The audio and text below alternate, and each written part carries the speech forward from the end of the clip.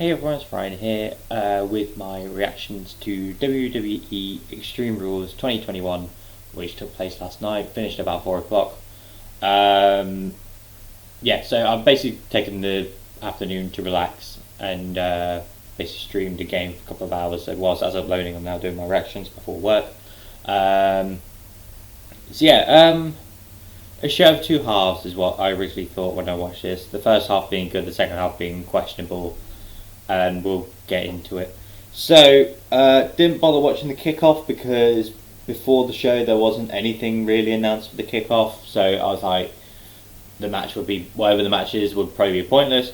Turns out they put Liv Morgan versus Carmella on there. I think Carmella either on the pre-show or on SmackDown had a promo, basically just saying that basically like Carmella's heart lives not type thing, and then that leads to them fighting.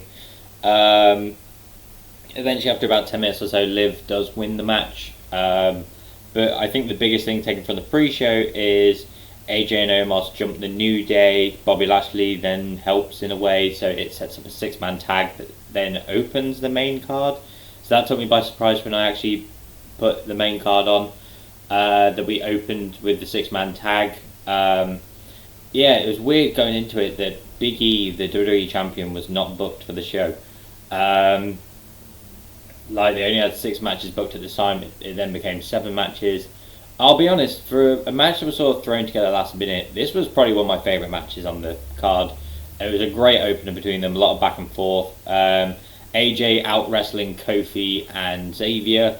They then tag in Big E. Big E just overpowers AJ. AJ then brings in Bobby Lashley. They have that face off. A lot of back and forth moments. A lot of times with like good kickouts. Kofi at one point goes for, there's a great moment where Omos holds Kofi up for a vertical suplex, and because of just how tall Omos is and like Kofi's like the tallest member of the New Day, but he's not like super tall. But they had to like zoom out a certain way just to get all of them in the shot before just dropping him forwards rather than a suplex. So it's sort of like a vertical front suplex, I guess, or something.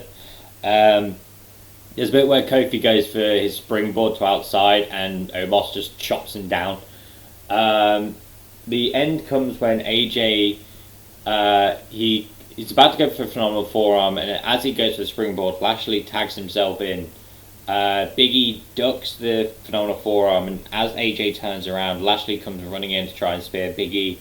Big E moves out of the way, Big E spears AJ, and then Big E hits the big ending on Lashley to win.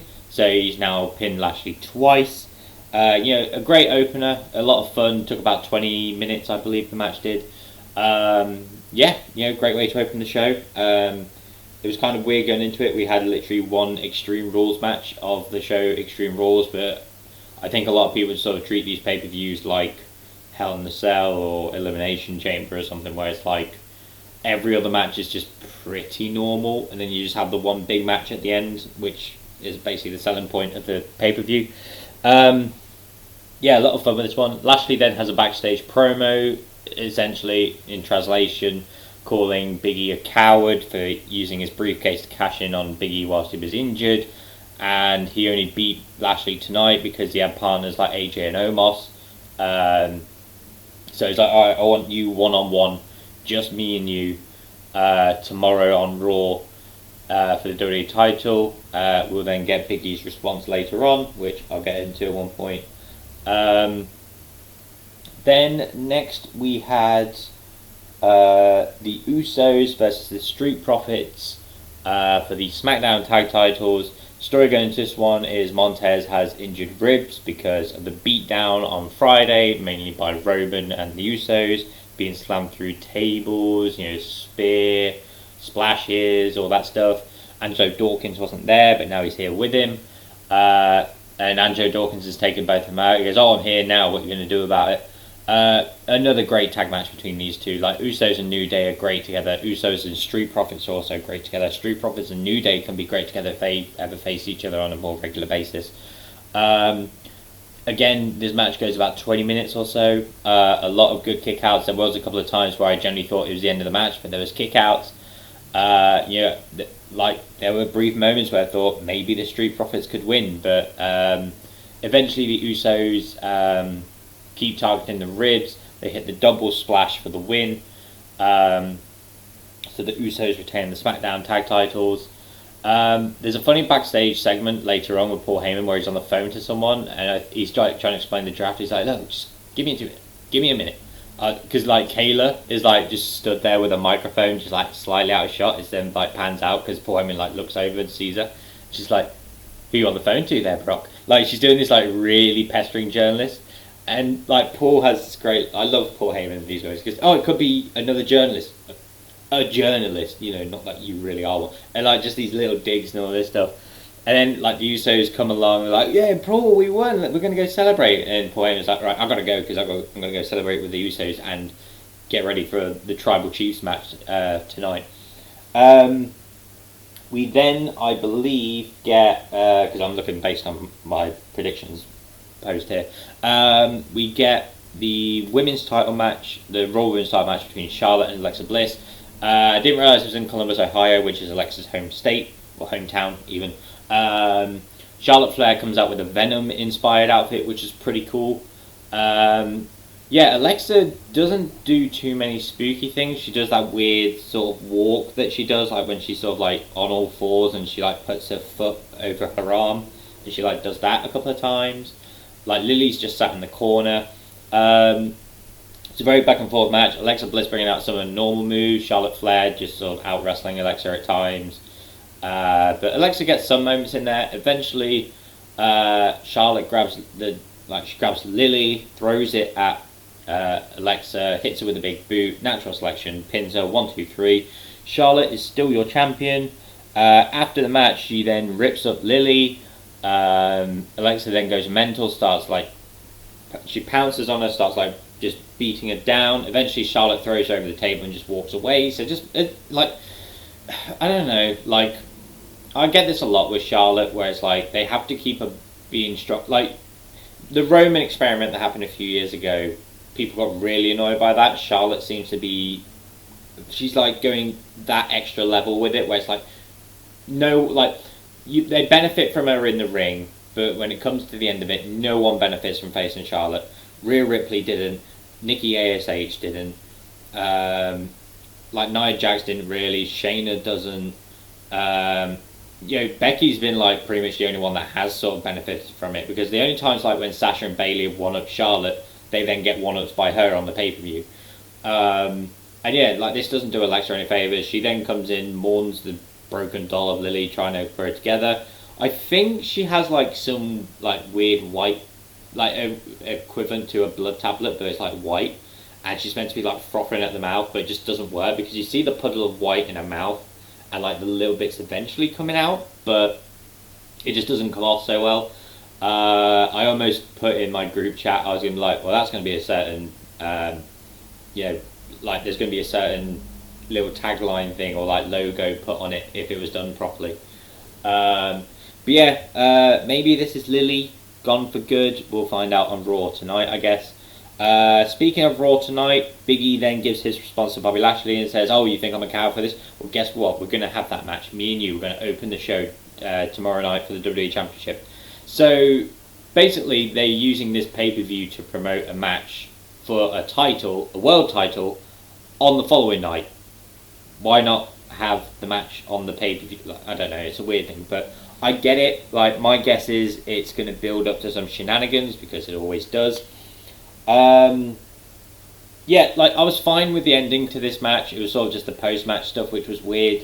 Kind of like a harbinger of things to come, unfortunately. And speaking of Raw, these last three endings are very Raw equivalent, and I'll get to them. Because the next match is the triple threat US title match between Damien Priest, Jeff Hardy, and Sheamus. Starts off very well. Sheamus immediately decks Jeff and gets him out of the ring. There's a lot of hard-hitting moments in this. It is a bit messy sometimes, but it's fine. They work it well. A couple of funny moments by Sheamus doing the whole, "Are you not entertained?" There's a bit where he knocks Jeff off the top rope and he climbs up and he starts doing like the Jeff Hardy thing on the top, and then actually hits his diving knee onto Damien Priest, which normally, like when someone's doing that for a long time on the rope, you think they're not going to hit it, but he does. The end comes when I think Sheamus hits Jeff with a bro kick, and then Jeff rolls out the ring, and as Sheamus is trying to go grab him, Damien then rolls him up for the win. So a Raw booking 101 is there's three things. There's either a roll-up, a DQ, or a BS finish. Basically this is the roll-up part. Damien Priest wins by pinning Sheamus that way. There's a little moment of respect between Damien and Jeff Hardy afterwards, which was pretty cool. But apart from like a couple of sloppy moments and stuff, this match was actually like really good. I had a lot of fun watching this one. Between this and Usos and Street Profits, they were the debate for my match of the night. A lot of fun with this one. I'm happy to see these three working together because they've proven that they can work well together, and they do here. A lot of times through the night, we didn't get this over in the UK, but people using Peacock, they had Spanish and English announcers talking over each other, which was really weird.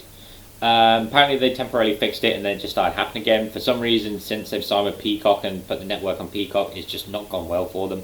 I think WrestleMania had that same problem. I think SummerSlam had that problem too. Also, like, the thing that I had was most of the commentators just kept flubbing lines, and like they kept like tripping over their own words, and I noticed it on at least 8 separate occasions, and it was like really bugging me. I was like, why can't you just talk properly? Like, I get it's like live commentary and all that stuff, but it's never been that bad whenever I've watched them before. It was an odd one. I think let me check one of my chats, because I think I said at one point they do it with the US title, I think. Hang on, I gotta find it, because I put it in somewhere. I just gotta try and find it.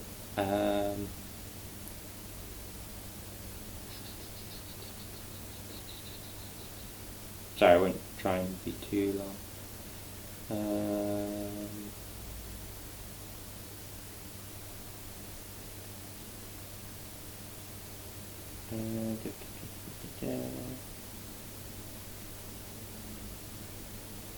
Oh yeah, so after the US title match, Corey says, oh, we've got a US title match coming up. It's like, it's just ended. It's like, it's literally just ended. It's like, oh, we've got the US title. We've also got the SmackDown Women's title, because basically that's what he meant to say. But it was like just like those things. It was like they were just saying stuff that either had already been said or had already long gone. And then we cut to the SmackDown Women's title between Becky Lynch and Bianca, and they're doing the whole build-up of Becky returning at SummerSlam. And they've edited the promo package in a way that Carmella does not show up at SummerSlam at all. Like, Bianca's in the ring and they go, and Bianca's opponent for SummerSlam is, and they like cut the pause, and it does Becky Lynch's music, and it's her going, why don't you say me and you tear down SummerSlam tonight with a match, blah blah blah, and all this stuff. And then it's like the match itself and all that stuff, the build up. But it's so weird because it's like they cut the whole Sasha not being there, they cut the whole Carmella coming out instead, and they just played it as Becky was a mystery opponent for Bianca all along. You know, I get they got to like work around it, but it was a weird thing. This match, again, pretty good between the pair of them. A lot of back and forth moments, a lot of test of strength with Bianca, Becky trying to outsmart her wrestling wise. A couple of the tug of war moments with Bianca's hair. Surely at this point Bianca would think to tie her hair up or something. Like, I get that's all knotted and long and stuff, but she'd find a way to not have it be a problem, because it happens a lot. A couple of disarmer moments, a couple of like close falls. Eventually, Bianca gets the DOA. I think it's KOD, not DOA. That's something else. KOD is her finisher. As she's about to go to it, Sasha comes out, kicks Bianca, disqualification. BS finish number 2 of Raw 101 booking. The disqualification. I get it. You know, you got to bring Sasha back. Keep both of them strong by having none of them lose. But at a pay-per-view called Extreme Rules, we've had a DQ finish to a normal match. I get it, but they should have saved it for after the match. Like, have Becky get herself disqualified. Have Becky use the ropes to get a pinfall or something. And then Sasha can come out and attack both of them. Because basically that's what she does. She attacks Bianca. Becky's there going, oh, thank God, like, Sasha's here to save me. She goes, we're good, right? Yeah, we're good. And then Sasha beats her up. So Sasha leaves both of them out. She goes, I'll see you on Friday. So, again, it's building up for SmackDown, not caring about the show. Yeah, I think it just started to go downhill after the whole post-Charlotte Alexa stuff. Again, like, they're solid matches. It's just the ending that ruins it. And then, the main event. The one Extreme Rules match. Roman Reigns versus Demon Finn Balor. A lot of back and forth in this moment. There was also a chance for We Want Tables during the Street Profits versus Usos match, which I personally got really annoyed at. Like, it was a small crowd of people trying to be like, we want tables. And then, like, when people were chanting, this is awesome, in between the this is awesome chants, we had, we want tables. I was like, just shut up, you know, it's really annoying. But there's a big pop for Finn grabs a table from under the ring and everyone goes, yeah, table, and then Roman like knocks him out and then like puts it back and says, no tables. Everyone's like, boo. There's a bit where Roman grabs a kendo stick, but then Demon Finn Balor's on the other side. He's got like 5 kendo sticks strapped together, uses it a couple of times. Eventually they get the table out. Finn immediately gets thrown through it. Then at one point, like, Balor comes close to winning, but the Usos come out. Again, why did it take the Usos 15 minutes to come out? Like, I guess you can sort of say Roman wants to prove it himself, and then the Usos just come out here when it's necessary. Maybe Paul Heyman communicates to them or something without Roman's knowledge, but Roman's fine with it. Eventually the Demon just gets completely brutalized by them, and then eventually he takes out Jey Uso, he takes out Jimmy Uso. He then gets speared through the barricade by Roman, and then the lights go red, Finn's music starts hitting, and with the heartbeat, Finn's prone on the floor, and he just starts pulsating with like the beat, like a heartbeat, and then when it does the before the beat drop, he then immediately sits up. Everyone goes mental because basically he's like no-selling all the damage, and he's sort of like, I'm a demon, type thing. Absolutely obliterates Reign, like drop kicks him, like he does his basement, like the basement drop kick, straight through a table. It was amazing. Like, it wasn't one of those like tables set up in the corner. It was like the table's just normal, but just the way of the kick, Roman just falls up in the air and through the table. He then puts Roman in the ring. This whole time his music's playing, the light's still red, there's smoke everywhere. He gets on the top rope, about to go for the coup de grace. The top rope breaks. Like, all the top rope just out of nowhere, just go. Finn drops. Roman gets up. Spear. 1, 2, 3. Roman retains. Problem number 3. The BS finish. Why? Like, maybe they'll explain it on SmackDown. I don't know. Like, maybe it's just like with a lot of things, but WWE sort of shoot themselves in the foot with these things, where it's like, you know, sometimes I'm willing to give it time and let them explain the actions, but then sometimes they just won't. Like, they'll just play it off like it never happened. Yeah, there's no reason why it collapsed. There wasn't anything like someone was messing with one of the straps in the corner or something which could affect the rope itself. It just broke out of nowhere. It makes the Demon look stupid because he took like 15 seconds to do a coup de grace and then just flopped on his face because the ring couldn't hold him. Makes Roman look very lucky that it happened. It's such a weird thing because Finn himself said, if they bring the Demon back, it's just a step backwards in my career, and this is probably about 5 steps backwards. Because where does Finn go from here? You know, the Demon's lost his second match. For some reason they don't like to count Samoa Joe in NXT because NXT's not a thing on the main roster. Yeah, it's so confusing. And then there's sort of like, oh, Roman has won again and now people must acknowledge him. And people are rightly annoyed at that ending, and I'm one of them. Like, the Extreme Rules that ends in such a dodgy way. And again, it was a really, really good match up until that moment. And the fact that they'd had that 4 separate times out of 6 matches on the main show, where a great match is ruined by a bad finish. Like normally I would say it's Raw's side that normally does that, because it's normally every Raw is DQ, finish, no contest. There's always like DQ, no contest, or a roll up, or a BS finish. Like there's always one of them on the show. Sometimes all 3/4. But the worst part is, it happens for the SmackDown side as well. It happened for the SmackDown Women's title, and it happened for the Universal title. It was very deflating. Like, the first half was really good. Like, if you go past the endings, it's a very solid show. Like, wrestling-wise, it's just the endings are so deflating. And if that's your ending to Extreme Rules, it's not going to want people to tune in. And it's so weird, because it's like, you have these endings, people get really annoyed about it, but the biggest selling points they had through the night were Big E's defending his title against Bobby Lashley on Raw tomorrow. Don't care about this show. Think of what's happening tomorrow. And, I feel like it's just one of those pay-per-views. If this is how they're going to do it, it's just not needed. Like, WWE can cut down so many pay-per-views. They could, like, I think the reason why things like AEW and other shows work is because they have, like, 6 pay-per-views a year. It doesn't feel as special when it's like, oh, it's that time of the year again where we have this particular show. It's like, oh, it's March, therefore it's Fastlane. Oh, it's, keep, like, Big 5, keep them. Keep Money in the Bank, keep SummerSlam, keep Survivor Series, keep Royal Rumble, keep WrestleMania, obviously.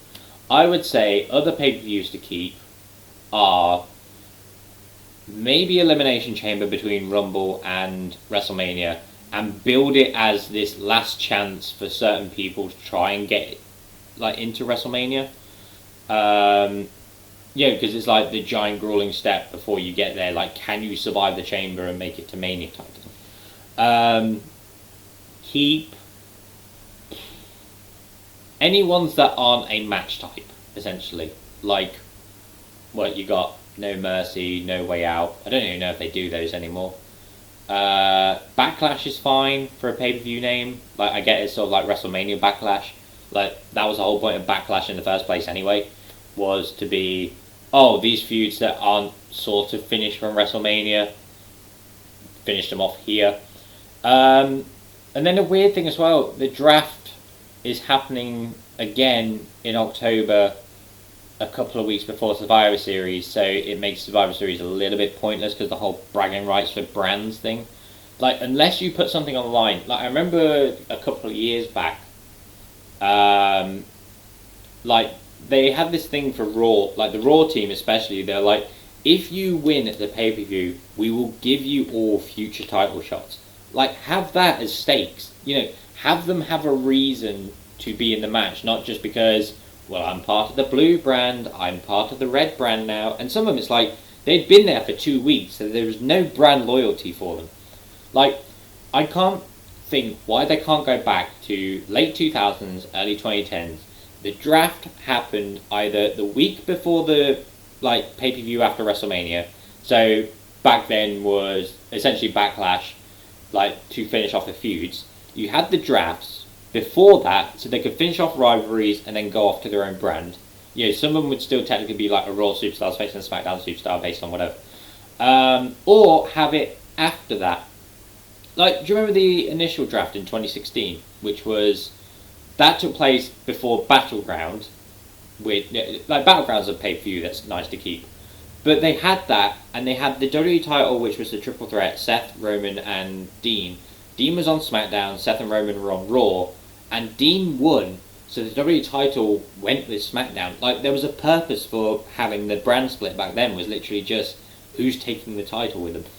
And it's a great way to switch titles over as well. It's like, if you need the IC title or the US title to switch brands, have the people on either show, be it Raw or SmackDown, and then yeah, if they want to take it to the other brand, have the new person win the championship or have the champion retain. But it just seems so weird that October's the time for it. I guess maybe that's when the NBA draft is. I don't know. I don't follow NBA too much. I think they're already in the new season anyway. I don't know. But yeah, it's a weird time for the draft. Anyway, I've rambled on about the draft for some reason. Yeah, anyway, Extreme Rules. First half, mostly good. Second half, great matches, but disappointing with the finishes, and it kind of soured the show for me. It's not a good show.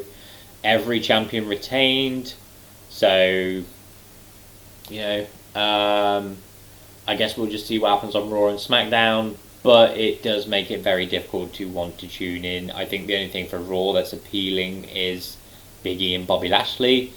I'm fearing Goldberg's going to get involved because Crown Jewel is about 5 weeks away.